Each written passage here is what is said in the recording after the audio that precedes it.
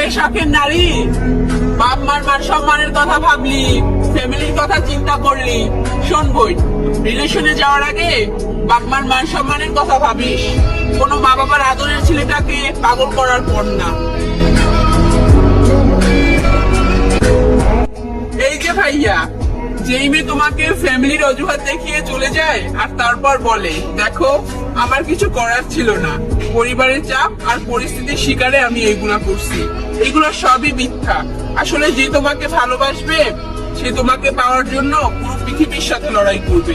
এইটা অন্তত মাথায় রেখো।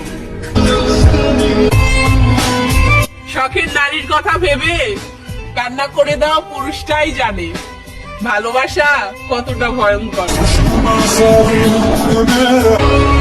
একটা মেয়ের জন্য একটা ছেলে কান্না করলে ওই মেয়েটা ভাবে ওই ছেলেটা বোকা। আরে আপু, তুমি এইটা কেন বুঝো না? আবার কিছু কিছু আপু বলে সব ছেলে নাকি দেহের পাগল। সব ছেলে যদি দেহের পাগল হইতো তাহলে তোমার মতো মেয়ের জন্য কেন কান্না করতো, বাজারে 200 টাকা দিয়ে সুন্দরী নারীদের পিছনে ছুটতো।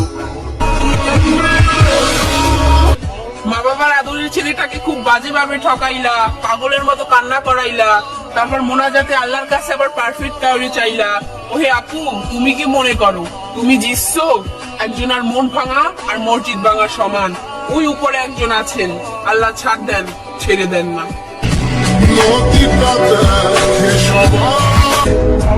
কিরে চাস্তু ভাই, কইছিলাম না ওই মাইয়ার মায়ায় পড়িস না?